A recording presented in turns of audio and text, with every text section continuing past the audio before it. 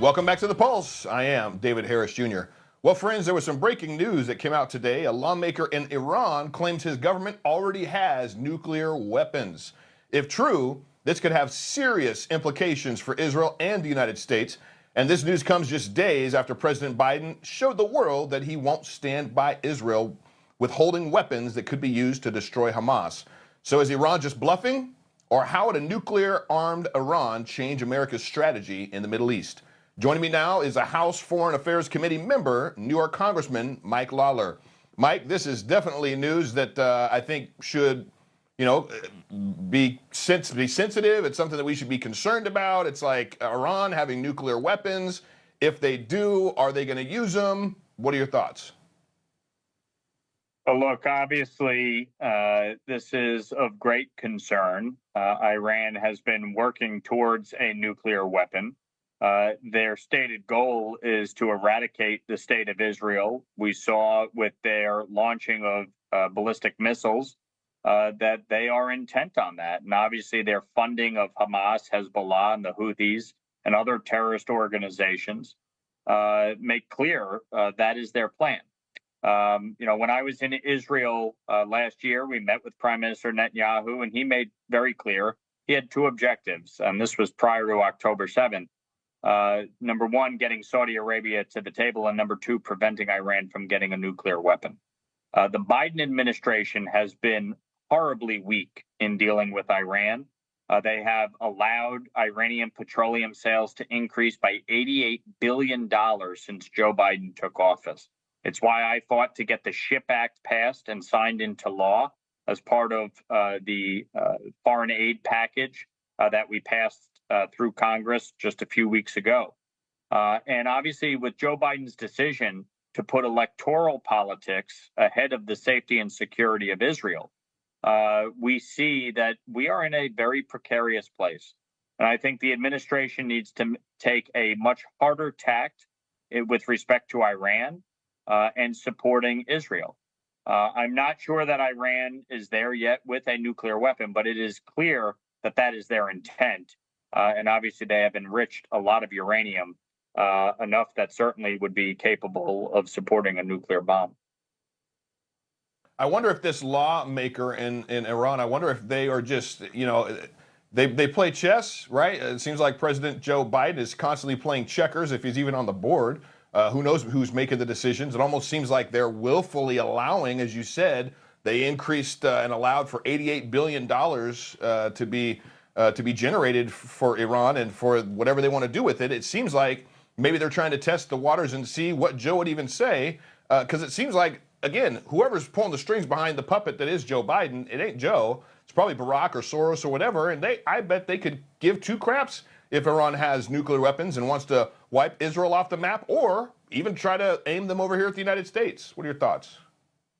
Look, when Joe Biden took office, he immediately tried to restart the Iran nuclear deal that was approved under the Obama administration and revoked under President Trump. And his appeasement of Iran is extremely dangerous. You look at the unholy alliance between China, Russia, and Iran, and you see that they are seeking to undermine and destabilize the free world. China is the biggest purchaser of Iranian petroleum. As I said before, Iranian petroleum sales up $88 billion since Joe Biden took office. Those funds are being used to fund terrorism. They're being used to fund attacks on the state of Israel.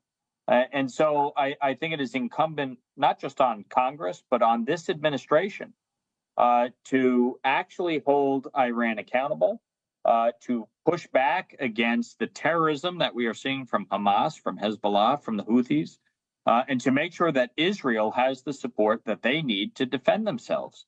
The bottom line here is this: Hamas is a terrorist organization funded by Iran. 93% of Hamas's funds come from Iran. And so it is critically important that we go after this malign influence in Iran, that we combat the illicit oil trade between China and Iran, and that we prevent Iran from getting a nuclear weapon, period. But do you think there's any chance of doing that with if it's left up to Congress? Because obviously Joe's not going to do anything, and I'm constantly trying to tell my audience that hey, we not only need a President Trump in office, but we need the Senate and we need the House. Do you think if the Democrats, were to take control of the House, if Hakeem Jeffries was to become the new Speaker, do you think that even with if President Trump got in there, I think he could probably still sign some legislation to slow some things down, maybe put the whole Iranian, put that deal back on, on hold, say no, this is not going to happen, or what are your thoughts if the Democrats were to gain a stronger control of the House, gain control of the House, get a stronger control of the House, and then Joe Biden was to stay in office for some reason for however long he makes it before Kamala winds up taking over because Joe has to step down for health reasons.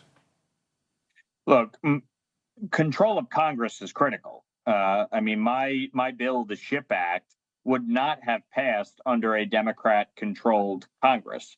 It was the only reason it got in there is because Speaker Johnson and Chairman McCall fought to make sure that the SHIP Act increased sanctions on the purchase of Iranian petroleum were put in place. The Biden administration did not want to do that.